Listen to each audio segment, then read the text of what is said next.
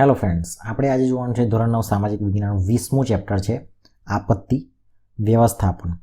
હવે કોમ્પિટિટિવ એક્ઝામની તમે તૈયારી કરતા હોય એટલે કે સ્પર્ધાત્મક પરીક્ષાની જે તૈયારી કરો છો તે તમને ખબર છે કે ભાઈ પાઠ્યપુસ્તકનું મહત્ત્વ કેટલું છે. હવે આપત્તિ વ્યવસ્થાપનની અંદર શું શું છે, આની અંદર શું જોવાના છે આપણે, તો જે કુદરતી આપત્તિઓ અને માનવસર્જિત આપત્તિ એની અંદર ડિટેલમાં વાત કરવાના છે. શું કરવું જોઈએ, શું ના કરવું જોઈએ, અને એવી કોઈ ભૂતકાળની અંદર કોઈ એવી ઘટના બની હોય તો એની આપણે ચર્ચા કરવાના છે. જેવું કે આપણે ભોપાલનો જે ગેસનો જે કાંડ થયો હતો એવી રીતે, બરાબર. તો એ એક્ઝામમાં પૂછાઈ ગયેલો પ્રશ્ન છે, બરાબર. તો એવી જ રીતે આપણે પૂર છે, વાવાઝોડું છે, સુનામી છે, દુકાળ છે, ભૂકંપ છે, જ્વાળામુખી છે, દાવાનળ છે, આવી બધી વાતો કરવાના છે. પછી આગ છે, ઔદ્યોગિક અકસ્માત હોય, બોમ્બ વિસ્ફોટ હોય, હુલ્લડ હોય, એની વાત કરવાના છે. તો આપણે ચલો આમાં શરૂ કરીએ કે ભાઈ 20મું ચેપ્ટર આપત્તિ વ્યવસ્થાપન એટલે શું, એનું ડિટેલમાં વાત કરવાના છે. આપત્તિ એ કુદરતી હોય કે માનવસર્જિત, ત્વરિત હોય કે મંદ, પૃથ્વીના પેટાળમાં કે વાતાવરણમાં પેદા થયેલા હોય તે પૃથ્વી પર વ્યાપકપણે અનુભવાય છે. એટલે એ જ કહે છે કે ભાઈ માનવસર્જિત હોય કે કુદરતી હોય, પણ એ કહેવાય કે વ્યાપકપણે એટલે કે સર્વસામાન્ય બધી જગ્યાએ એ અનુભવાય છે. અને સાથે સાથે વિનાશ સર્જે છે. કેટલીક ઘટનાઓના ઉદાહરણ જોઈએ તો સ્પષ્ટ થાય કે જાનમાલનું વધુ પ્રમાણમાં નુકસાન કરે છે. જ્વાળામુખી હોય, વિસ્ફોટ, જ્વાળામુખીનો વિસ્ફોટ થયો હોય, ભૂકંપ હોય, સુનામી જેવી ઘટનાઓ કુદરત અને માનવસર્જિત એમ બંને કારણોથી સંયુક્ત અસર જોવા મળે છે. એટલે બહુ ભારે વિનાશ સર્જે છે આ બધી વસ્તુઓ. કેટલીક ઘટનાઓ અગાઉથી જ આયોજિત અને નિશ્ચિત વિનાશ કરનારી હોય છે. એટલે કે અગાઉથી ખબર હોય આપણને કે ધારો કે હમણાં આપણે કહીએ કે ભાઈ વાવાઝોડું આવવાનું હોય તો પહેલાં જ કહી દે છે કે ભાઈ આ ટોર્નેડો ઉદ્ભવ થયો છે અને આવી રીતે આવશે, તો એડવાન્સમાં કહી શકે એવા પણ અમુક હોય. અને જેમ કે બીજા વિશ્વયુદ્ધમાં જાપાનમાં 2 શહેરો હિરોશીમા અને નાગાસાકી પર સંયુક્ત રાજ્ય અમેરિકાએ સેનાઓ દ્વારા બોમ્બ ફેંક્યો અને હુમલો કર્યો. જ્યારે કેટલીક ઘટનાઓ માનવીય ભૂલ કે બેદરકારીનું પરિણામ છે, જેમ કે ભોપાલનો ગેસ કાંડ અને રશિયાની ચર્નોબિલ પરમાણુ દુર્ઘટના. એટલે આ ઘટના કેવી છે કે બેદરકારીના કારણે થઈ હોય. ઘણી જે આપત્તિ હોય એ કુદરતી રીતે થતી હોય, ઘણી આપત્તિ માનવસર્જિત રીતે થતી હોય. તો આની જ વાત કરવાના છે. આપત્તિના પ્રકારની વાત કરીએ તો આપત્તિઓના જોખમ આપણે માહિતગાર છીએ. બચાવ રાહતની વ્યૂહરચના કરવા, તેના કારણો અને જવાબદાર સંજોગો જાણવા પડશે. બચાવની સમગ્ર તૈયારીઓના સંદર્ભે આ વિગતો જાણવી ખૂબ જરૂરી છે. આપત્તિ વ્યવસ્થાના જે તજજ્ઞો આપત્તિઓને કુદરતી અને માનવસર્જિત એમ 2 પ્રકાર પાડ્યા છે. કુદરતી આપત્તિઓની વાત કરીએ તો કયા કયા, તો કે પૂર, વાવાઝોડું, સુનામી, દુકાળ, ભૂકંપ, જ્વાળામુખી, દાવાનળ વગેરે.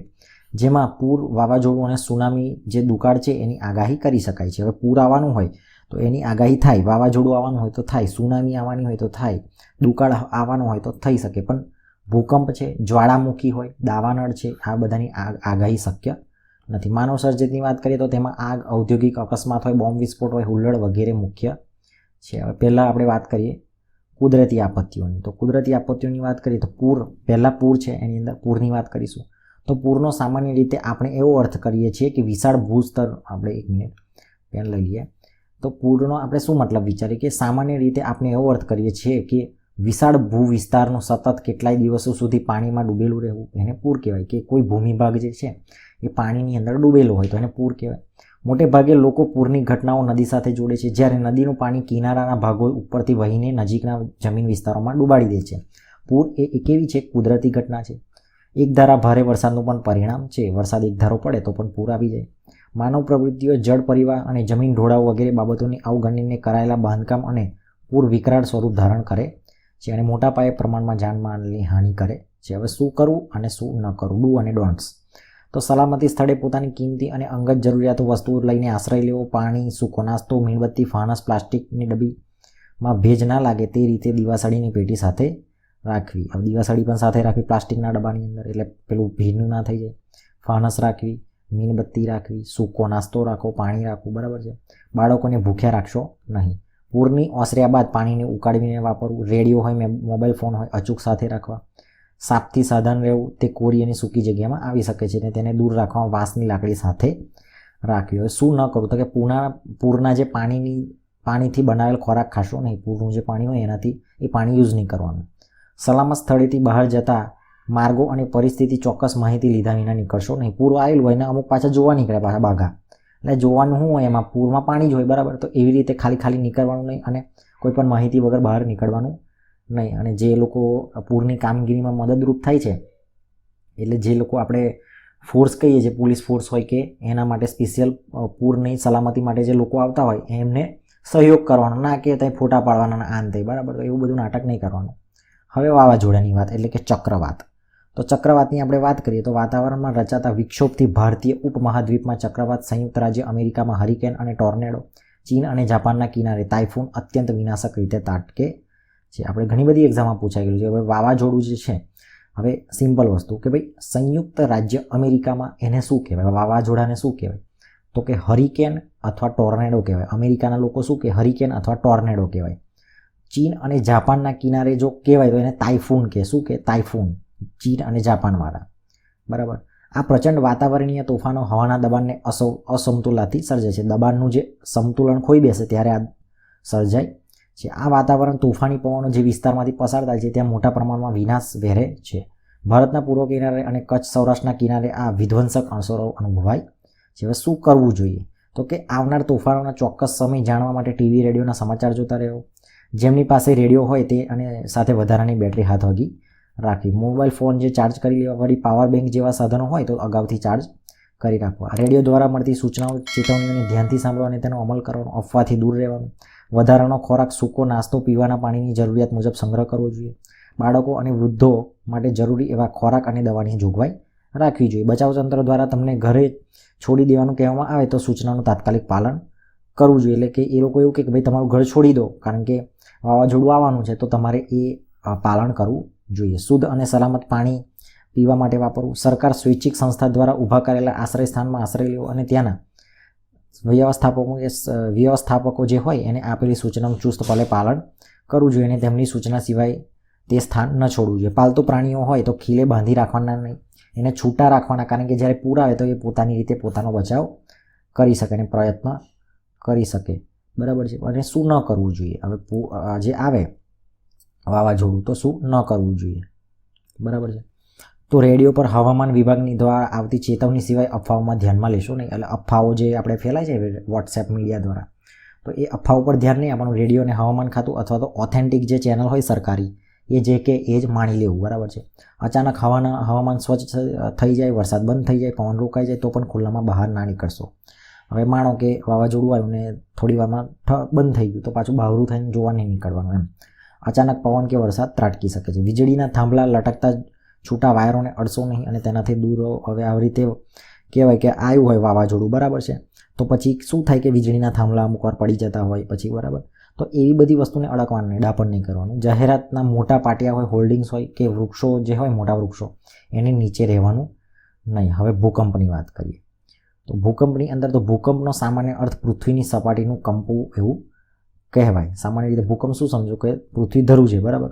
બહુધા પૃથ્વીના પેટાળના થતી ભૂગર્ભિક ક્રિયાનો પરિણામે ભૂકંપો અનુભવાય છે. પૃથ્વીની સપાટી પર નબળા ભૂપૃષ્ઠ ધરાવતા પ્રદેશો ભૂકંપના મુખ્ય પ્રદેશો ગણાય છે. ભૂકંપની સંભાવનાવાળા પ્રદેશોના વિસ્તારોમાં તારવી શકાય છે પણ તેની ચોક્કસ આગાહી કરી શકાતી નથી. આમ ભૂકંપની આગાહી અભાવ ખૂબ જ મોટી જાનમાલી અને ખુવારી છે. એટલે ભૂકંપ આવે તો બહુ મોટા પાયે નુકસાન થાય છે. તો તમને ખબર જ છે, આપણે કચ્છમાં જે 2001માં ભૂકંપ આવેલો એની વાત કરીએ, બરાબર. એ બધું મોટા પાયે થયું હતું. હવે શું કરવું જોઈએ, તો કે ભૂકંપ દરમિયાન ખૂબ મોટી પાટલી કે ટેબલ નીચે રહેવું. ભૂકંપ આવે તમે કોઈ જગ્યાએ હોય તો પાટલી અથવા મોટી કોઈ ટેબલ જેવું હોય એની નીચે રહેવું, કારણ કે સ્લેબ કે એવું પતરા કે એવું પડે તમારા ઉપર તો તમને માથામાં ના વાગે, કારણ કે તમે ટેબલ નીચે હોય, બરાબર. જો શાળામાં હોવ તો પાટલી નીચે બેસી જાઓ. બસ આ જ એનું ઇન્ટન્સ છે કે ભૂકંપ થાય તો શું થાય, બધી વસ્તુઓ પડવા લાગે તો તમારા માથા પર પડે તો તમે એમને મરી જાઓ, બરાબર. ભૂકંપ તો બીજા નંબરની વસ્તુ છે. તો એટલા માટે શું કહે છે, પાટલી નીચે બેસી જવાનું. જો બહાર ખુલ્લામાં હોય તો મકાનો, વરંડાઓ, વીજળીની લાઈનો કે થાંભલાથી દૂર રહેવું જોઈએ, કારણ કે ભૂકંપ આવે તો વીજળીનો થાંભલો પડે તો તમારા પર પડે તો તમે વીજળીથી મરી જાઓ પાછા. એટલે મકાનો હોય, વરંડા હોય, મોટા બેનરો હોય એની નીચે નહીં ઊભું રહેવાનું. જો વાહન હંકારતા હોય તો પુલની નીચે કે લાઇટના થાંભલા કે વીજળી લાઇનની ટ્રાફિક સિગ્નલથી દૂર આપણું વાહન થોભાવી તો ખુલ્લી જગ્યા પર ઊભું રાખવાનું. કેમ કે ભલે ભૂકંપ આવે તો શું ફરક પડે, કશું તો તમારા પર માથા પર પડવાનું નથી, તો તમે એમ પણ બચી જવાના છો. પણ કોઈ બ્રિજ નીચે નહીં, એની પુલની નીચે કે લાઇટના થાંભલા નીચે નહીં ઊભું રહેવાનું. સિમ્પલ છે ને, લોજિક છે ને એની પાછળ. ભૂકંપના આંચકા પૂરા ન થાય ત્યાં સુધી આપના વાહનમાં જ રહો. ભૂકંપના આંચકા પૂરા થયા બાદ ઘરની કેટલીક ચીજ વસ્તુઓ જેવી કે ફ્રીજ હોય, દિવાલ પર લગાડેલા ફોટા કે છત પરના પંખા પાછળથી પણ પડી શકે છે, તો તેનાથી દૂર રહેવું જોઈએ. એટલે ભૂકંપના આંચકા પતી જાય પછી પણ ધીમે રહીને તમારે જોવાનું કે કોઈ પણ વસ્તુ પડે એવી તો નથી ને એમ. ઘટનાના માર્ગદર્શન માટે સ્થાનિક રેડિયો સાંભળો. નવા બનતા મકાનો ભૂકંપ પ્રતિરોધક તરાહના બનાવવા જોઈએ. એવું કહે છે કે ભાઈ જે નવા મકાનો બનાવે એને કેવા બનાવવા જોઈએ કે ભૂકંપ પ્રતિરોધક બનાવવા જોઈએ. હવે શું ન કરવું, હવે શું કરવું એ તો આવી ગયું ને બધું. હવે શું ના કરવું જોઈએ, તો કે ગભરાઈને બૂમાબૂમ કે નાસભાગ ના કરવી જોઈએ. ભૂકંપના આંચકા આવ્યા પછી પડતી ચીજો કે વસ્તુઓને રોકવાનો પ્રયાસ ના કરવો. કોઈ વસ્તુ પડતી હોય તો રોકવાનો ટ્રાય નહીં કરવાનો, પડવા દેવાની ભલે પડતી. નીચે ઉતરવા માટે લિફ્ટનો ઉપયોગ નહીં કરો, કારણ કે ગમે ત્યારે લાઇટ જાય તો તમે લિફ્ટમાં ફસાઈ જાઓ તો એનો મતલબ નહીં પછી, બરાબર. જો તમે ઘરમાં હો તો લાકડાના કબાટ, તિજોરી કે અરીસાના કે કાચના ઝુમ્મર નીચે ઊભા રહેશો નહીં, કારણ કે તૂટીને પડે તો તમને કાચ ગોચાઈ જાય, બરાબર. તો એવી કાચની વસ્તુઓની નીચે નહીં ઊભું રહેવાનું. રસોઈ ગેસ લીકેજ નથી એની ખાતરી કર્યા પછી વિના ઘરમાં દિવાસળી, લાઇટર કે વીજળીના સાધનો ચાલુ ના કરશો, કારણ કે ગેસ ગળતરને લીધે વિસ્ફોટની સંભાવના રહે છે. એટલે ગેસ લીકેજ હોય અને તમે પછી સ્વિચ પાડો તો પણ બ્લાસ્ટ થાય, દિવાસળી સળગાવો તો પણ બ્લાસ્ટ થાય. તો આવું બધું નહીં કરવાનું, પહેલાં ચેક કરી લેવાનું. ભૂકંપ પત્યા પછીની વાત છે, તો તમારે એ બધું ચાલુ નહીં કરવાનું, મતલબ પહેલાં ચેક કરવાનું, એવું કહેવા માંગે છે. તબીબી સારવારની મદદ માટે કે આગળની કટોકટી સિવાય ફોન ન કરવા, અને સમયે તરત જ કરાતા ફોન રાહત અને સમય બચાવ કામગીરી ટેલિફોન નેટવર્ક થપ થઈ જતા અવરોધાય છે. એટલે એટલે આવું થાય તો પછી ફોન જેને તેને નહીં કરવા, કારણ કે જે લોકોને જરૂર હોય એમને ફોન ના લાગે પછી, બરાબર છે. તો એવી બધી વસ્તુઓ છે આની અંદર. હવે સુનામી, પૂર જોયું ને, હવે સુનામી. તમે બેવમાં તમને એવું લાગે છે બેવ સેમ છે, પણ ના, બેવ અલગ અલગ વસ્તુ છે, સુનામી અને પૂર. હવે સુનામીમાં શું છે કે સમુદ્રમાં પેદા થતા વિનાશક શક્તિશાળી મોજાને સુનામી કહે છે. તેની ઉત્પત્તિ સમુદ્ર કે મહાસાગરના તળમાં 7 કે તેથી વધુ રિક્ટર સ્કેલની તીવ્રતા ધરાવતા ભૂકંપો દ્વારા સમુદ્રી જ્વાળામુખીના પૃષ્ઠોપરથી કે મોટા પાયા પરના સાગરીય ભૂસ્ખલનથી થાય છે. સુનામીનો અર્થ જાપાનીઝ ભાષામાં થાય છે વિનાશક મોજા, એવો થાય છે. મોટાભાગે સુનામીની ઉત્પત્તિ સમુદ્ર તળના ભૂકંપો દ્વારા જ થાય છે. તેથી તેને ભૂકંપીય સાગર મોજા તરીકે પણ ઓળખવામાં આવે છે. આ મોજા તેના ઉદ્ભવ સ્થાનથી વલયાકાર સ્વરૂપે તીવ્ર ગતિ કરે છે અને પ્રસરે છે. ઊંડા સમુદ્રમાં તે ઊંચાઈના કારણે નજરે પડતા નથી અને કિનારાની નજીક અને છીછરા સમુદ્રમાં ક્ષેત્રમાં પસાર થતા તે વિનાશકારી સ્વરૂપ ધારણ કરે છે. તેની ઝડપ કિનારા પાસે ઓછી થાય છે અને ઊંચાઈ વધી જાય છે. આ જ કારણથી કે કિનારાના ક્ષેત્રોમાં પાણીની એક દિવાલ બની જાય છે અને ભારે તબાહી મચાવે છે. આપણે વાત કરીએ તો 26 ડિસેમ્બર 2004ના રોજ હિન્દ મહાસાગરમાં આવેલ મહાવિનાશક સુનામીએ થાઇલેન્ડ, ઇન્ડોનેશિયા, ભારત, શ્રીલંકા સહિત દક્ષિણ પૂર્વના એશિયામાં દેશોમાં લગભગ 2 લાખથી વધારે લોકોનો ભોગ લીધો. આધુનિક સાધનોની મદદથી સુનામીની પૂર્વ સૂચના, તેના આવવાના સમયના ચોક્કસ અંદાજો કાઢી શકાય છે. તેથી ભવિષ્યમાં હજુ આ અંગે સાવચેતી દાખવી જાનહાનિ અટકાવી શકાય છે. એટલે અત્યારે તો પોસિબલ છે કે ખબર પડે કે ભાઈ સુનામી આવે છે, કારણ કે ભૂકંપની બધું જે સુનામી એટલે શું કે સમુદ્રમાં ભૂકંપ થાય અથવા જ્વાળામુખી ફાટે તો એ બધું, કાં તો ભૂસ્ખલન થાય મોટા પાયે તો એના મોજા ઉછળે, એને સુનામી કહેવાય. સિમ્પલ વસ્તુ. શું કરવું જોઈએ અને શું ન કરવું, તો કે શું કરવું, તો કે સુનામીની સૂચના મળતા સમુદ્ર કિનારાથી દૂર સલામત અંતરે ખસી જવું, રેડિયો હાથવગો રાખવો અને તંત્ર દ્વારા મળતી સૂચનાઓ અનુસાર વર્તવું. નવા બાંધકામ કે વસાહતોનું નિર્માણ સુનામીના પાસા ધ્યાનમાં લઈને કરવું. મેંગ્રુવ્સ વનસ્પતિ સુનામીની અસર એકંદરે ઘટાડે છે, તેથી તેનો વ્યાપ વધે એવા પ્રયત્નો કરવા. મેંગ્રુવ્સ જે છે એ તમે કહેવાય કે જે દરિયા કિનારે ઉગાડેલી હોય તો શું કરે, આવા મોટા જે મોજાને રોકે એમ, એટલે એને શું થાય, એનાથી એ જો એનો અસર છે એ ઘટાડી શકાય છે, સુનામીની અસર ઘટાડી શકાય છે. શું ન કરવું, તો કિનારે આવેલા ઊંચા મકાનો ઉપર આશરો ન લેવો, કારણ કે વિનાશક મોજાની અસરથી તે તૂટી શકે છે. સુનામી ઓસર્યા પછી તંત્ર દ્વારા સૂચના મળે તે પહેલાં સમુદ્ર કિનારા તરફ ન જવું, એટલે પાછું જોવા નહીં જવાનું એમ. હવે દુષ્કાળ, આ તો બહુ ખરાબ વસ્તુ છે દુષ્કાળ એટલે, બરાબર. દુષ્કાળ એટલે રીબાઈને મરવું, બરાબર. એટલું ખ્યાલ રાખવાનું કે એકવાર સુનામી આવીને તમે મરી જાઓ તો વાંધો ના આવે એટલું બધું. અને દુષ્કાળમાં તો બહુ ખરાબ વસ્તુ છે. દુષ્કાળ એ અત્યંત વિનાશકારી અને લાંબા સમય સુધીનો પ્રભાવ કુદરતી પ્રકોપ છે, જેની અસર જીવસૃષ્ટિના અસ્તિત્વ માટે જરૂરી એવી બાબતો પાણી અને ખોરાક સાથે પ્રગાઢ રીતે જોડાયેલી છે.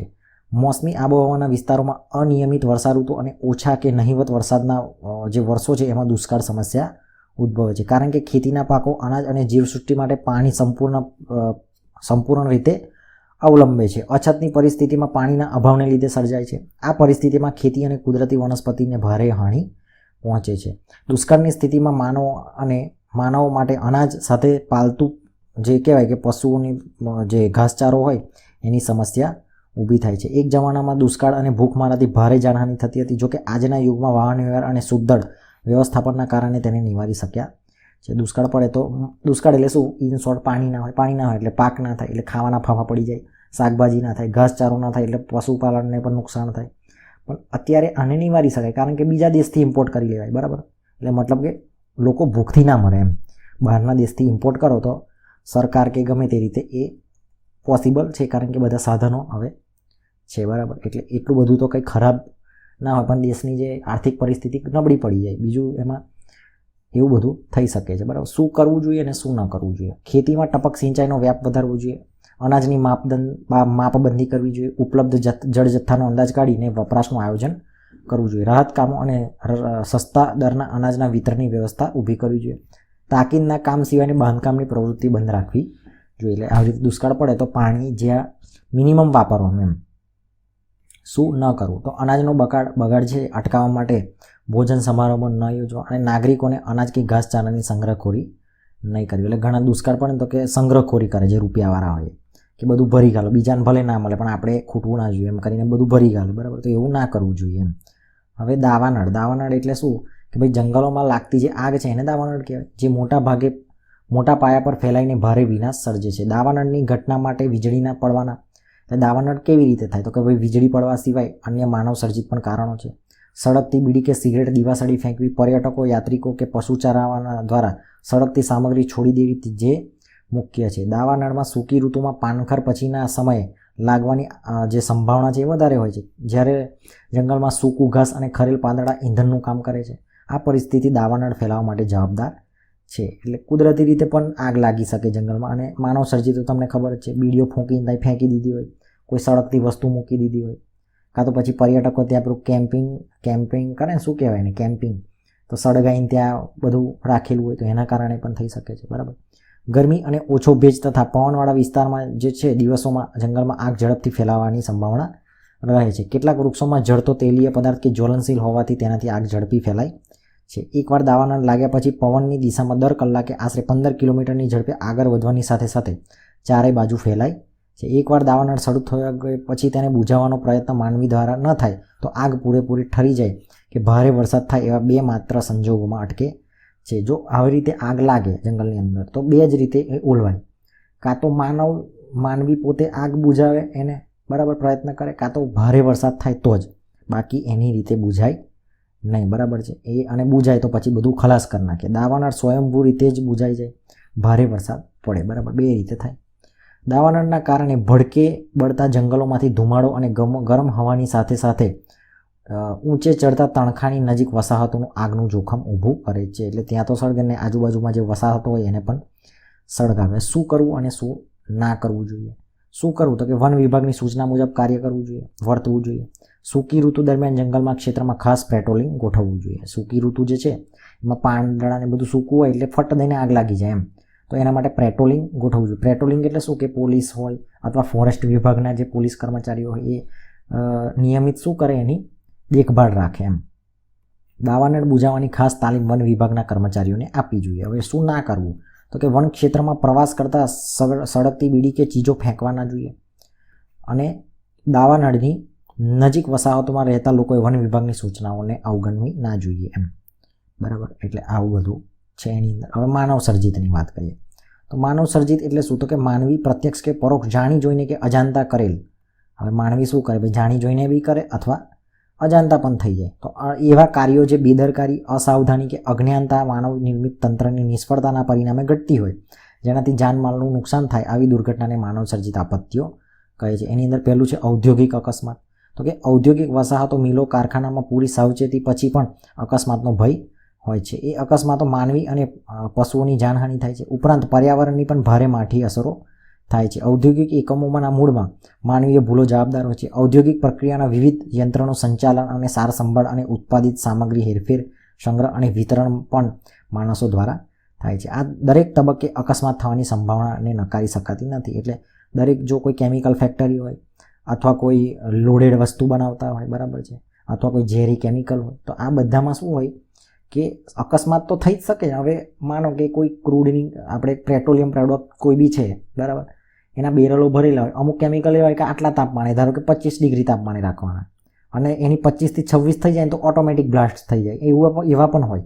તો એના માટે શું, સંચાલન માટે, એના સંગ્રહ માટે પ્રોપર એનું મતલબ કે જે એને મેન્ટેન કરવું પડે. મેન્ટેન ના કરો તો એની જાતે પણ સળગી જાય, બરાબર છે. જો કોઈ ઇન્ડસ્ટ્રીમાં કામ કરતા હોય તો ખ્યાલ હશે આવી બધી વસ્તુ, કે એને સંગ્રહ કરવાની પણ પ્રોપર મેથડ હોય. એ મેથડ ફોલો ના કરો એટલે અલ્ટિમેટલી શું માનવ સર્જિત ભૂલ જ થઈ ને, કારણ કે માનવ ભૂલ કરે તો એના પરિણામ બધાને ભોગવવા પડે. એની અંદર એક ભોપાલ ગેસ કાંડ જે છે એ બહુ મોટા પાયા પર અત્યારે પણ યુટ્યુબ પર અવેલેબલ હશે, તમને જોવો હોય તો ઘણા બધા એના ઉપર વિડીયો થયેલા છે. તો એની અંદર શું છે તો કે ભાઈ મધ્યપ્રદેશ રાજ્યના પાટનગર શું છે ભોપાલ, મધ્યપ્રદેશ જે આપણું રાજ્ય છે એનું પાટનગર કયું છે ભોપાલ. એના ખાતે યુનિયન કાર્બાઇડ કારખાનું જંતુનાશક દવાનું ઉત્પાદન કરતું હતું. એક કંપની છે એનું નામ છે યુનિયન કાર્બાઇડ કારખાનું છે, એ શું કરે જંતુનાશક દવાઓનું બનાવતી હતી. ત્યાં ઉત્પાદન પ્રક્રિયામાં મિક નામનો ઝેરી, એક ખૂબ જ ઝેરી વાયુ વપરાતો હતો. કયો? મિક નામનો ઝેરી વાયુ. કારખાનું નામ છે યુનિયન કાર્બાઇડ કારખાનું. શું બનાવતી હતી? જંતુનાશક દવાઓ બનાવતી હતી. ક્યાં આગળ બનાવતી હતી? ભોપાલ ખાતે. ભોપાલ ક્યાં આવેલું છે? મધ્યપ્રદેશનું પાટનગર છે. જેવું આપણું પાટનગર ગુજરાતનું ગાંધીનગર છે એવી રીતે આ વાયુનો સંગ્રહ મોટી ટાંકીઓમાં કરાતો હતો. 3 ડિસેમ્બર 1984, ક્યારે? 3 ડિસેમ્બર 1984 સવારે એક કારખાનાની ટાંકીમાંથી ઝેરી મિક વાયુનું ગળતર એટલે કે લીકેજ શરૂ થઈ ગયું, જે લગભગ 40 મિનિટ સુધી ચાલતું રહ્યું. વહેલી પરોઢે ઘટેલી આ ઘટના પલકારામાં ભોપાલના ગીચ વિસ્તારોમાં ઝડપથી તે વાયુ ફેલાઈ ગયો. આધારભૂત આંકડા મુજબ લગભગ 2500 જેટલા લોકો મૃત્યુ પામે. વિચાર કરો, 2500 જેટલા લોકો મૃત્યુ પામે. આ તો ખાલી આંકડો છે, સરકારી આંકડા ખબર જ છે તમને, મરી ગયા હોય તો કેટલા બધા, 2500 ની જગ્યાએ 25,000 પણ હોય, બરાબર. સરકારી આંકડો ઓછો જ હોય, હંમેશા યાદ રાખવાનું. એ ઉપરાંત હજારો ભોપાલવાસીઓ આ ઝેરી ગેસથી પ્રભાવિત થયા. ઉપરાંત હજારો પશુ પક્ષીઓ આ ઝેરી વાયુ ભરખી ગયો. આ વાયુથી પીવાનું પાણી, જળાશયો અને જમીન, ગર્ભ શિશુઓ, નવજાત બાળકો, સગર્ભા માતાઓ હોય જે તથા અબલવૃદ્ધ સૌની તેની માઠી અસરોનો ભોગ બન્યા. લગભગ 10,000 વ્યક્તિઓ કાયમી વિકલાંગતાનો ભોગ બન્યા, જ્યારે 1.5 લાખ જેટલા લોકોએ આંશિક રીતે વિકલાંગતાનો ભોગ બન્યા. એટલે આ વિચારો કે કેટલી મોટી ઘટના થઈ.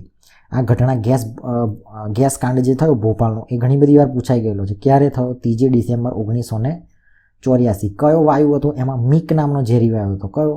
મિક નામનો. અને કારખાનું નામ શું હતું? યુનિયન કાર્બાઇડ, બરાબર છે. આટલા ડેટા યાદ રાખવાના. હવે શું થયું તો તમને ખબર પડી ગઈ. હવે ગેસ ગળતર વખતે બચાવ કામગીરી. ગેસ ગળતર લીકેજ, એટલે ગળતર એટલે લીકેજ. શું કરવું અને શું ના કરવું જોઈએ, દરેકમાં આવી રીતે બહુ સરસ આપેલું છે. હવે ગેસ ગળતરની પૂર્વ સૂચના માટે આધુનિક વોર્નિંગ સિસ્ટમ લગાવવી જોઈએ કે ભાઈ ગેસ લીકેજ થાય તો ફટાફટ વોર્નિંગ એની મળી જાય, સાયરન દ્વારા કે ગમે તે દ્વારા, બરાબર. કારખાનામાં સલામતી ઉચ્ચ માપદંડોનું નિર્ધારણ કરીને તેનું પાલન કરવું જોઈએ. જો ગેસની હેરફેર દરમિયાન ગળતર થાય તો ગેસ ટેન્કરને માનવ વસાહતોથી દૂર લઈ જવું જોઈએ. એટલે માનો કે કોઈ પણ આવું કોઈ ટેન્ક હોય, ટેન્કર લઈ જાય છે, ગેસ લીકેજ થઈ જાય તો જે માણસો જ્યાં રહે છે એટલે કે માનવ વસાહત, કોઈ શહેર હોય, ગામડું હોય તો એનાથી દૂર લઈ જવાનું, એમ કે જ્યાં લોકો જ ના હોય એવી જગ્યાએ. તે સમયે પવનની દિશા જોઈ તેનાથી વિરુદ્ધ દિશામાં દોડી જવું જોઈએ. માનો કે કોઈ ગેસ લીક થયો અને પવનની દિશા હોય, બરાબર છે, તો એ બાજુ નહીં, વિરુદ્ધ દિશામાં દોડવાનું, જેથી એની અસર ઓછી તમને લાગે, બરાબર. શ્વાસમાં તકલીફ, આંખમાં બળતરા જેવી તકલીફોને જાતે જ ઉપચાર કરવાને બદલે તાત્કાલિક તબીબી સહાય લેવી. બેહોશ કે અશક્ત થયેલા લોકોને તાત્કાલિક રીતે પ્રભાવિત ક્ષેત્રથી દૂર લઈ જાઓ. ફાયર બ્રિગેડ અથવા પોલીસને ખબર આપવી. આપના વાહનો રસ્તામાં બચાવ કામગીરીને અવરોધે નહીં તેમ મૂકવા જોઈએ. એટલે આવી કંઈ ઘટના બને તમારા વાહનો, જે કાર હોય કે બાઇક હોય કે ગમે તે હોય, તો રસ્તાથી થોડા સાઈડમાં દબાઈને તમારે ભાગી જવાનું, બરાબર છે. એવું નહીં કે રસ્તા પર મૂકીને, કે રસ્તા પર મૂકો તો પોલીસ હોય કાં તો પછી ફાયર બ્રિગેડના કર્મચારીઓ કઈ રીતે આવે, બરાબર છે. તો શું ના કરવું જોઈએ એની અંદર છે કે બચાવ કામગીરી સમયે તેમાં ન રોકાયેલા લોકોએ ત્યાં ભેગા થવું જોઈએ. એટલે ભીડ ભેગી કરીને ખાલી જોવા, નાટક જોવા ઉભા ને એવું નહીં કરવાનું એમ. ગેસના ગળતરનું ક્ષેત્ર સત્તાવાળા તરફથી પૂર્ણ રીતે સલામત ઘોષિત ન થાય ત્યાં સુધી અસરગ્રસ્ત ક્ષેત્રમાં પ્રવેશ કરવો નહીં. એટલે સત્તાવાર રીતે જાહેરાત ના કરે કે ભાઈ હવે ઓકે છે, ત્યાં સુધી ત્યાં જવાનું નહીં. બચાવ કામગીરીના પ્રશિક્ષણ અને તે માટેના જરૂરી સરસંજામ વગેરે બચાવ કામગીરીમાં જોડાવું નહીં, બરાબર છે. એટલે એવું કહે છે કે આ શસ્ત્ર સરંજામ જે હોય તમારા શસ્ત્રો બસ્ત્રો એના વગર તમારે ત્યાં આગળ જવાનું નહીં. હવે વિષાણુજન્ય રોગ એટલે શું છે એ જોઈએ. તો જ્યારે સામાન્ય પરિસ્થિતિ કરતાં ઘણા મોટા વિસ્તારમાં બહુ મોટી સંખ્યામાં લોકો રોગનો ભોગ બને છે ત્યારે રોગચાળો ફાટી નીકળ્યો એમ કહેવાય છે. આપણે કહીએ કે રોગચાળો ફાટી નીકળ્યો એટલે શું, સામાન્ય પરિસ્થિતિ હોય પણ વિસ્તારમાં મોટી સંખ્યામાં બધાને એક રોગ થાય ને તો એમાંથી રોગોથી લોકો પોતાના પ્રાણ ગુમાવે છે. સામાન્ય રોગો કરતાં વિષાણુજન્ય રોગો દર્દીની સંખ્યામાં ઝડપથી વધે છે. સંખ્યા છે ઝડપથી વધે, જેમાં ડેન્ગ્યુ હોય, ઇબોલા, સ્વાઇન ફ્લૂ, ઇન્ફ્લુએન્ઝા જેવા રોગોને આજ દિન સુધી હજારો લોકો પોતાનો શિકાર બની ચૂક્યા છે, બરાબર છે. આ જે રોગો છે એ ફટાફટ વધે એમ. આ રોગોની ભયાનકતા વિકરાળ હોય છે. પ્રાચીન કાળમાં પ્લેગ જેવા રોગો એ લાખોની સંખ્યામાં લોકોના પોતાના શિકાર બનાવ્યા હતા. બરાબર છે. આ પ્લેગ ફાટી નીકળી તો 1994ની અંદર, બરાબર છે, 94ની અંદર. તો આ બધા આપણે ગુજરાતની વાત કરીએ તો આવી રીતે જ્યારે કહેવાય કે સાર્વત્રિકપણે ફાટી નીકળે એકદમ, એ વિષાણુજન્ય રોગ કહેવાય. જોકે વર્તમાન સમયમાં અગાઉની તુલનામાં વૈજ્ઞાનિક શોધખોળો, રોગ પ્રતિકારક રસીઓ, બચાવવાના ઉન્નત ઉપાયો અને સાધનોથી રોગચાળાના પ્રકોપને સરળતાથી કહેવાય કે એને પ્રતિકાર કરી શકાય છે. પણ સાથે સાથે નવા વિષાણુજન્ય રોગો, પરંપરાગત દવાઓ અને અસરકારક ના નીવડે એવા અનેક રોગોનો પ્રકોપ મોટા સમયે જે કહેવાય મોટી જાનહાનિનો ખતરો હંમેશા માનવજાત પર તોડાતો રહ્યો છે. એ વરવી વાસ્તવિકતા છે. ભલે આટલા બધા એડવાન્સ હોય, કોરોના આવ્યો તે વખત શું તોડી લીધું, બરાબર છે. તો એવી વસ્તુ છે કે એવો નવો જ કોઈ રોગ આવી જાય તો માનવ પણ નિસહાય બની જાય છે. સપ્ટેમ્બર 1994ની વાત કરીએ તો સુરત શહેરના પ્લેગ રોગચાળાને તાજેતરમાં 2015માં ગુજરાત અને દિલ્હી સહિત દેશના અન્ય ભાગોમાં સ્વાઇન ફ્લૂ અને ડેન્ગ્યુ રોગચાળાને તંત્ર દ્વારા યોગ્ય પગલાં ભરીને જાનહાનિ રોકવામાં પગલાં લેવામાં આવે છે. મેં કીધું ને આગળ કે ભાઈ આ પ્લેગ જે ફાટી નીકળ્યો હતો સુરતમાં ક્યારે 1994માં સપ્ટેમ્બરમાં, બરાબર. તો આ બધા વિષાણુજન્ય રોગ કહેવાય. પછી વિષાણુજન્ય રોગોથી બચવાના ઉપાયો શું છે? આવું જ્યારે તમને લાગે કે કોઈ આવો રોગ ફાટી નીકળે તો તમારે શું કરવાનું? તો કે વિષાણુજન્ય રોગોથી બચવાનો મહત્વનો ઉપાય છે ચેપ ના લાગે તે અંગેની સાવચેતી રાખવાની. પ્રચાર પ્રસાર દ્વારા લોકોના રોગ થવાના કારણો, પરિણામો તથા બચાવથી વાકેફ કરવા જોઈએ.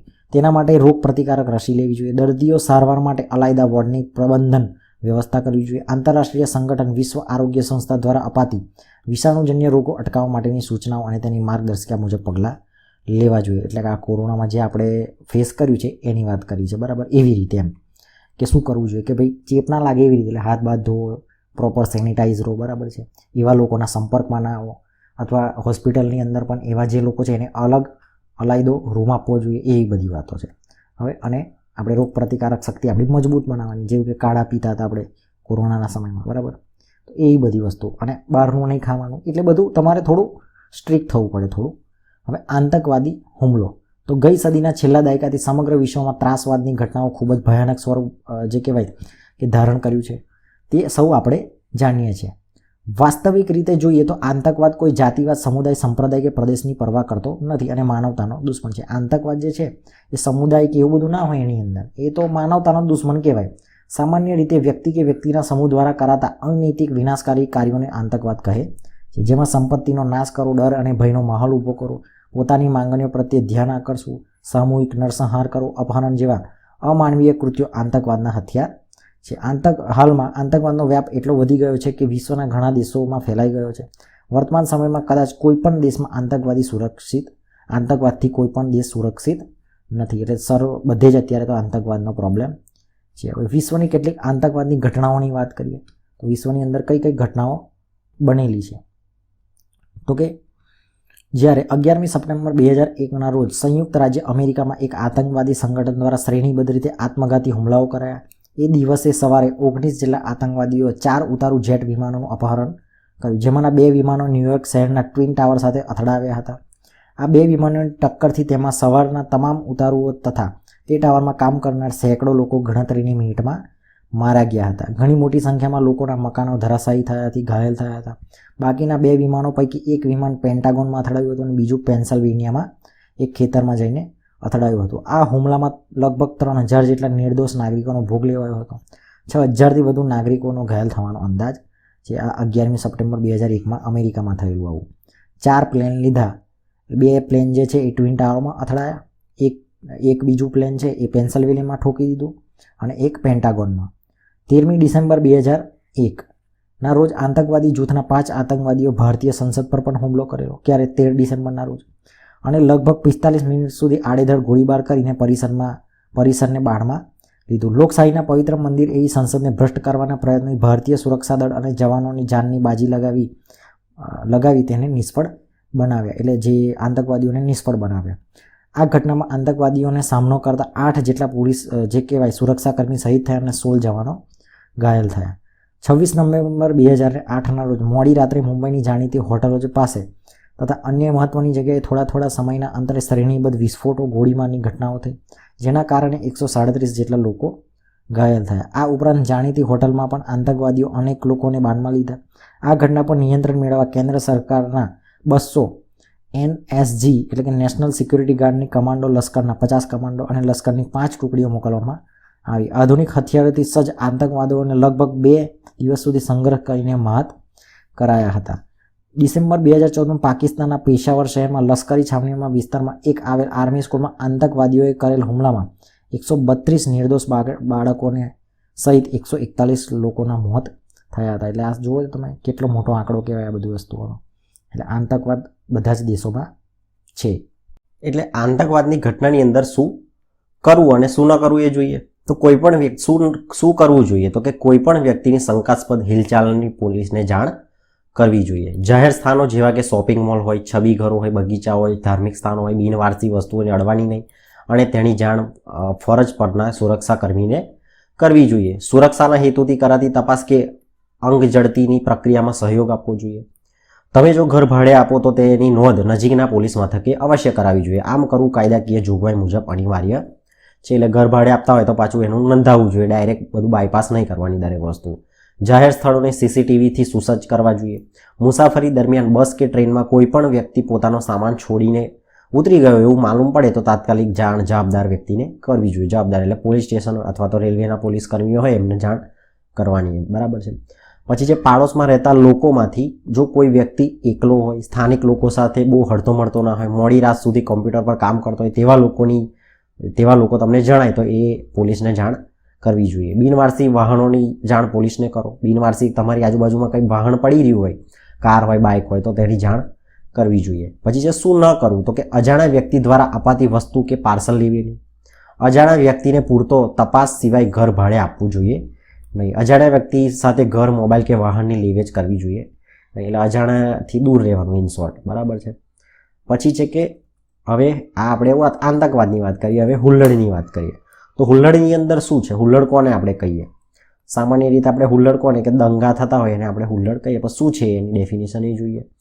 તો દુનિયાના અનેક દેશોમાં આ સમસ્યા જોવા મળે છે. સામાન્ય રીતે હુલ્લડના લક્ષણો આપણે તપાસીએ તો જણાય છે કે તેમાં જોડાયેલા મોટાભાગના લોકો તેના મૂળ હેતુ કે આશયથી અજાણ હોય છે. તેમજ સામેલગીરી માત્ર દેખાદેખી અથવા તો ટોળાશાહી રીતે થયું હોય. કોઈ સમૂહ હિત કે હેતુ વિના એકત્ર થયેલા ટોળા દ્વારા ઈરાદાપૂર્વક જો શાંતિનો ભંગ કરાય, કાયદાકીય રીતે સ્થાપિત શાસન પ્રણાલી આવા હુલ્લડો અસ્થિર બનાવે છે. હુલ્લડ એટલે બધા લોકો ભેગા થયા. અમુક તમે જોયા હશો રેલીઓ બહુ મોટી મોટી નીકળતી હોય તો એની અંદર જે શું કહેવાય કે પેલો ફ્લેગ ધજા લઈને નીકળતા એમને ખબર ના હોય. બરાબર છે કે મૂળ વાત શું છે. તો એવી રીતે ક્યારેક હુલ્લડો રાજકીય સ્વરૂપ ધારણ કરી બંડ બની જાય છે, તો ક્યારેક કોમી રમખાણોમાં ફેરવાઈ જાય છે. ત્યારે દેશમાં સામાજિક સદભાવ અને સંવાદિતા જોખમાય છે. નિર્દોષ નાગરિક આવા હુલ્લડોથી ઘણું વેઠવાનું આવે છે. રોજને કમાઈ ખાનારા શ્રમજીવીઓ જે જીવન નિર્વાહ અઘરો બની જાય છે.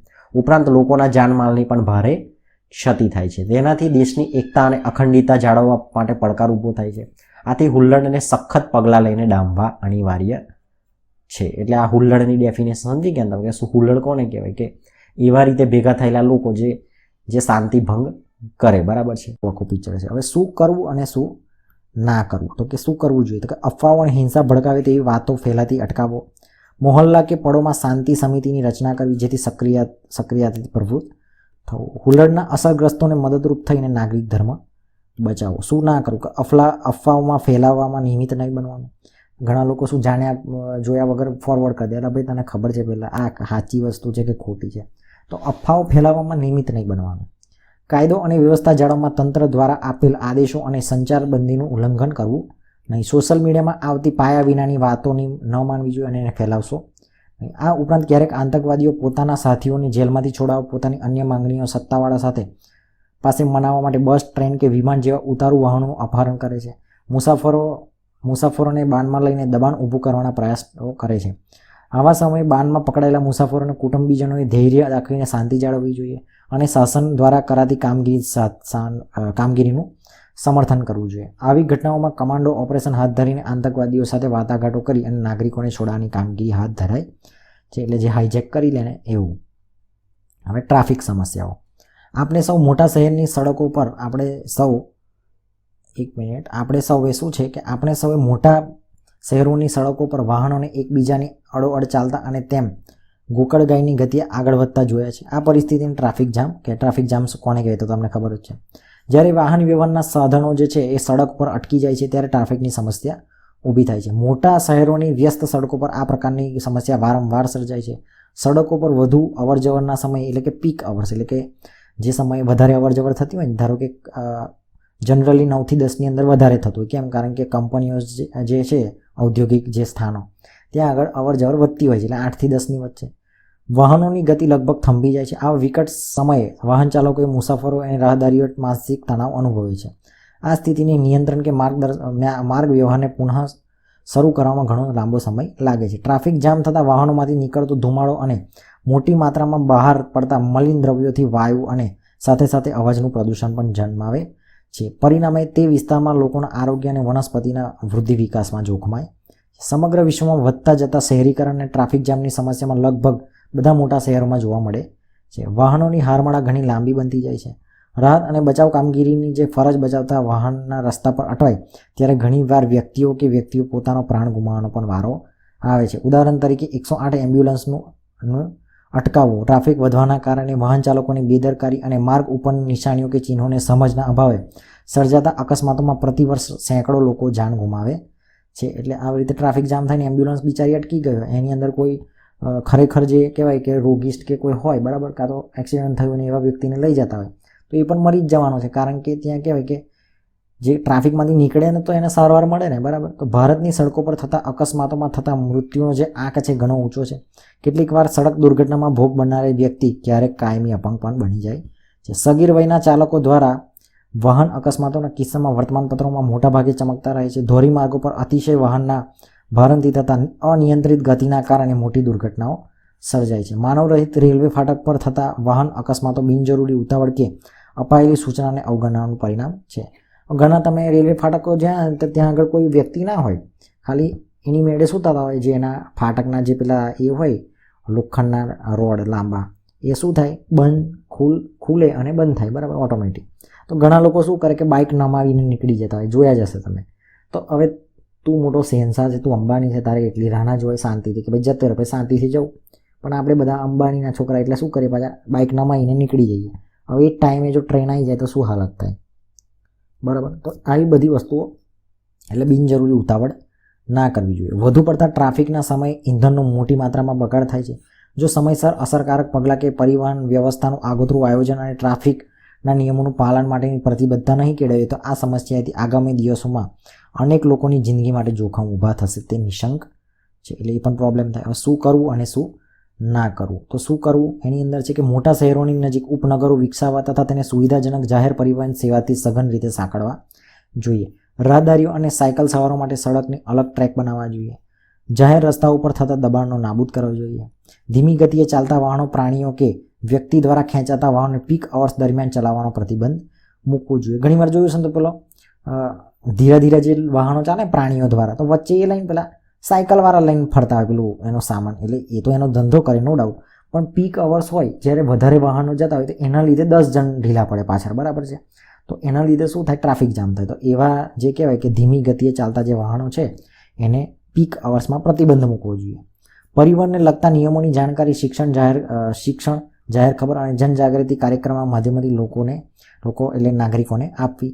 એક જ સ્થળે અને એક જ સમયે નોકરી કે ધંધા પર જતા વ્યક્તિઓએ પોતાના અલાયદા વાહનને બદલે એક જ વાહનમાં એટલે કારપૂલ જવાનું ગોઠવવું જોઈએ. એટલે ધારો કે કોઈ પણ સ્થળેથી તમે નોકરીએ જાઓ છો, એક જ જગ્યાએ છે, તો 10 જણા અલગ અલગ ગાડી લઈને જાય એના કરતાં બેટર છે કે ભાઈ એક જ વાહનમાં જવાનું બરાબર છે. તો શું થાય, આ એક જે કહેવાય કે એરિયા ઓછો થઈ જાય ને, 10 વાહન જાય એની જગ્યાએ એક જ જાય. એવી રીતે સડક પર ના થતા ખોદકામ અને મરામતના કામ જે છે તાત્કાલિક પૂર્ણ કરવા જોઈએ. તો સરકારે કરવાનું છે પણ લગભગ કરતા નથી, ખાડો ખોદીને જતા રહે. સરઘસો, વરઘોડા, શોભાયાત્રાને પીક અવર્સના બદલે હળવા વાહન વ્યવહારના સમયે કાઢવાની પ્રથા હોવી જોઈએ. તમે જોશો તો પીક અવર્સમાં વરઘોડા લઈને નાખતા પાછળ આખું દુનિયાનું જામ લાગેલું હોય. તો એવી રીતે જ્યારે પણ પોલીસ કર્મચારીઓ જે લોકો પરમિશન આપતા હોય એ પણ એ લોકો વસ્તુ ધ્યાન રાખતા હોય કે ભાઈ પીક અવર્સમાં તમને પરમિશન ના મળે બરાબર છે. તો એ પરમિશન એ લોકો ક્યારે આપે કે જ્યારે વાહન વ્યવહાર ઓછો હોય, બપોરના સમયે હોય એવી રીતે. હવે દૂર ગતિમાર્ગ એટલે કે એક્સપ્રેસ હાઈવે હોય, ઓવરબ્રિજ, ફ્લાયઓવર, રિંગ રોડ અને બાયપાસની સુવિધાઓનું નિર્માણ કરવું જોઈએ. કેવા કે દ્રુત ગતિમાર્ગ એટલે જે એક્સપ્રેસ હાઈવે હોય ને એને આવું દ્રુત ગતિમાર્ગ કહેવાય. ઓવરબ્રિજ હોય, ફ્લાયઓવર, રિંગ રોડ, બાયપાસની સુવિધાનું નિર્માણ કરવું. કામ ધંધા પર જતી પ્રત્યેક વ્યક્તિને સપ્તાહમાં 1 દિવસ જાહેર પરિવહન સેવાનો ઉપયોગ અવશ્ય કરવો જોઈએ. કોઈ કરતું નથી. સીટ બેલ્ટ તથા હેલ્મેટનો ઉપયોગ કરવો. નશો કરીને વાહન હાંકનાર, લાયસન્સ વિનાના વાહન ચાલકો, ખૂબ ગતિથી વાહન ચલાવનાર તથા ટ્રાફિકના નિયમોનું ઉલ્લંઘન જેવી બાબતોમાં કડક શિક્ષાની જોગવાઈ કરવી જોઈએ. વાહન ચાલકે વાહનના જરૂરી કાગળો જેવા કે આરસી બુક હોય, પીયુસી હોય એટલે કે પોલ્યુશન અંડર કંટ્રોલ એનું ફૂલ નામ થાય, અને બરાબર છે, અને આરસી બુક તો એ સાથે રાખવા જોઈએ. આરટીઓ માન્ય નંબર પ્લેટ જ લગાવવી જોઈએ. વાહનમાં પ્રાથમિક ઉપચાર પેટી એટલે કે ફર્સ્ટ એડ બોક્સ અવશ્ય લગાવવું જોઈએ. તમે નવી બાઇક કે એવું લો છો ને, ભલે કાર ના લો પણ બાઇક લો ને તો એમાં પણ ફર્સ્ટ એડ બોક્સ હોય જ. એટલે બોક્સ એટલે કંઈ પેલું મોટું પેટી ના હોય પણ નાનું અંદર એક ટ્યુબ હોય ને પાટો હોય ને એવું બધું તો હોય જ છે, બરાબર. પોતાનું વાહન નિર્ધારિત લેનમાં જ હંકારવું જોઈએ. વાહન ચાલકે સાઇડ મિરરનો ઉપયોગ કરવો જોઈએ અને પોતાનું સંપૂર્ણ ધ્યાન વાહન હંકારમાં રાખવું જોઈએ. મોબાઈલ પર વાતો કરતા હોય વાહન હંકારે એવું નહીં, વાહન ચલાવવું, બરાબર. દરવાજા બહાર બંધ થયાની ચકાસણી કર્યા પછી જ વાહન હંકારવું જોઈએ એટલે ચલાવવું.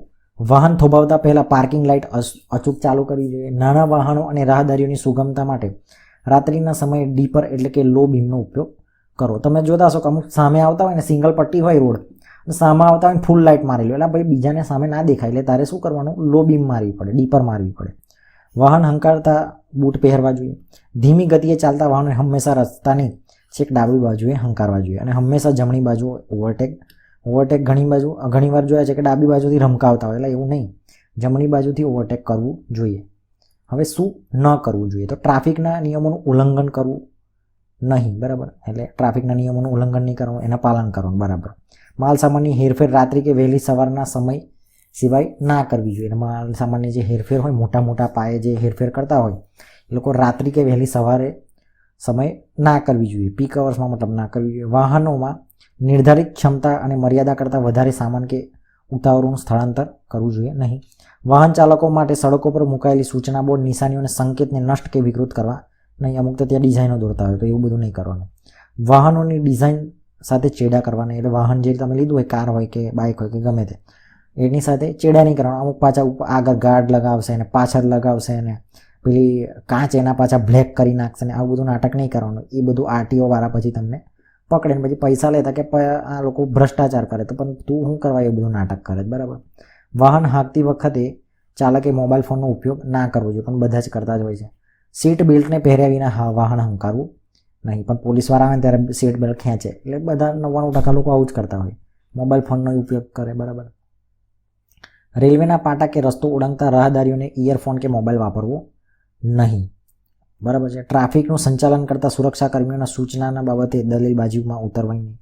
વાલીઓને પોતાના સગીર વયના બાળકોને કાયદાથી પ્રતિબંધિત વાહનો ચલાવવા આપવા ને વાલીઓ જ આપે કે ભાઈ ભલે લાયસન્સ ના હોય ને સ્કૂટી ચલાવવા આપી દે, તો એવું બધું કરવાનું નહીં. અકસ્માત સમયે જો અકસ્માત થયો તો કુતૂહલવશ ટોળે વળીને પોતાના વાહનમાંથી ઉતરીને રાહત બચાવ કામગીરીમાં અવરોધશો નહીં. એટલે ઘણા અકસ્માત થાય તો જ્યાં ટોળા ઉમટી ગયા હોય, પણ એવું નહીં, રાહત કામગીરી જે હોય એને સપોર્ટ કરવાનો હોય, ના કે અવરોધ બનવાનો હોય. ખૂબ જૂના અને પ્રદૂષણ ફેલાવતા વાહનો વપરાશમાં ના લેવા. નિર્ધારિત ધ્વનિ તીવ્રતાથી વધુ અવાજ કરતા મ્યુઝિકલ હોર્નનો ઉપયોગ સદંતર ટાળવો જોઈએ. ઘણા લોકો તમે જોયા છે ને કે મ્યુઝિકલ હોર્ન હોય, ભોં કરીને વગાડે, તો એવું બધું ના કરવું જોઈએ. જે સ્ટાન્ડર્ડ જે બાઇકમાં હોય અથવા કારમાં હોય એ સ્ટાન્ડર્ડ જ રાખવાનું, એમાં બધું ચીડા નહીં કરવાના.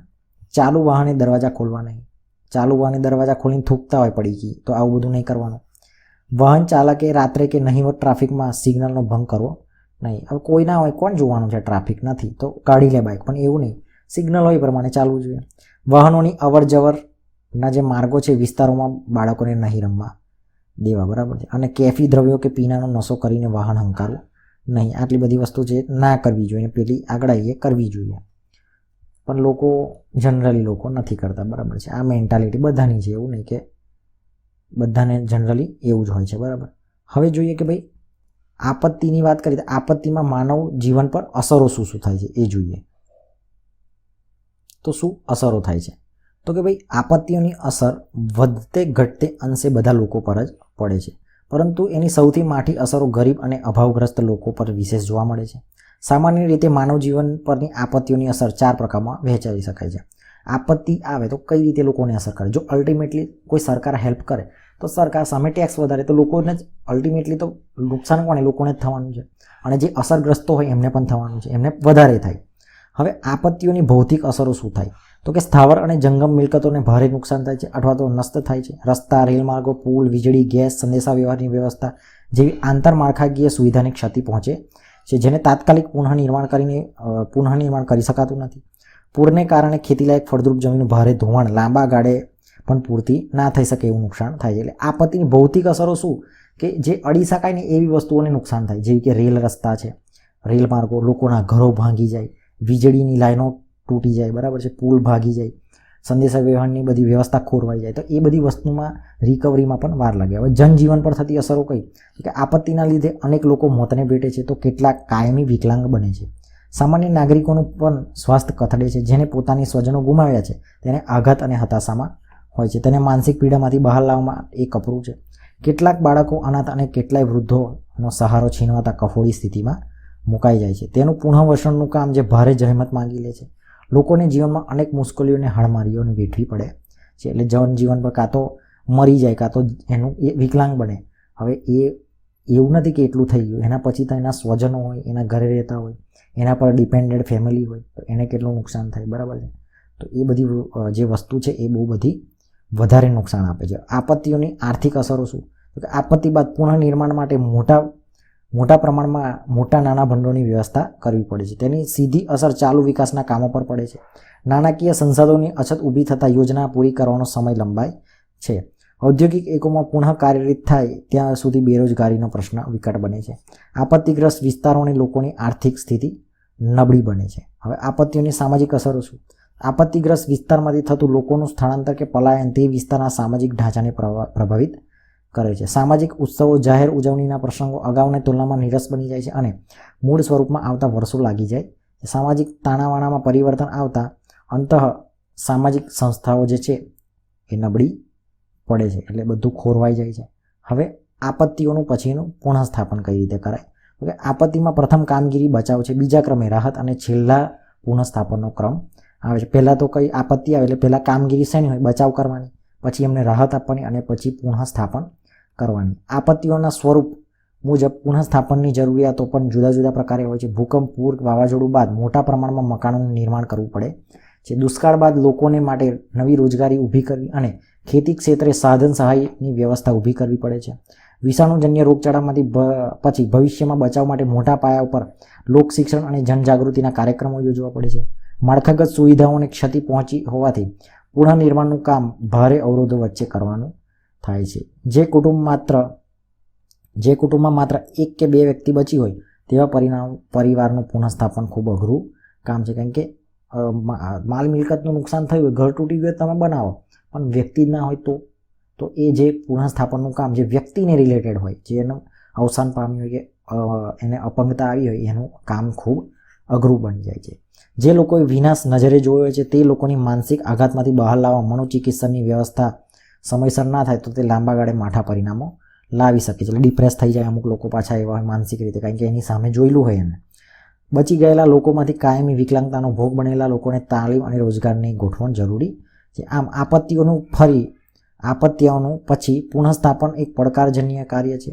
તેને યોગ્ય આયોજન કરીને તબક્કાવાર હાથ ધરવાથી સારી રીતે પાર પાડી શકાય છે. તો આ હતું આપણું સામાજિક વિજ્ઞાન ધોરણ 9નું છેલ્લું ચેપ્ટર. એની અંદર આપણે આપત્તિ વ્યવસ્થાપનની વાત કરી કે પૂર હોય, ભૂકંપ હોય, જ્વાળામુખી હોય, ઔદ્યોગિક કોઈ નુકસાન થયું હોય, બરાબર છે. તો એને કઈ રીતે એનાથી બહાર આવી શકાય અને શું કરવું જોઈએ અને શું ના કરવું જોઈએ, અને ભોપાલ હત્યા ગેસ કાંડની વાત કરી. તો આવી જ રીતે તમારે સ્ટેપ બાય સ્ટેપ એક પછી એક ચેપ્ટર લેતા જવાનું. પાઠ્યપુસ્તક આધારિત તૈયારી કરો એટલે તમારે ચિંતા નહીં કરવાની કે આ મારા સિલેબસમાં આવે કે નથી આવતું. લગભગ બધી વસ્તુ આવી જ જતી હોય છે. તો મળીશું આપણે બીજા કોઈ ધોરણના ચેપ્ટરો સાથે, બરાબર છે. અને જો તમને ગમ્યું હોય તો તમે ચેનલને સબસ્ક્રાઈબ અવશ્ય કરજો, બરાબર છે. અને વિડીયોને લાઇક ને એવું બધું કરતા રહેજો. મળીશું નેક્સ્ટ વિડીયોની અંદર.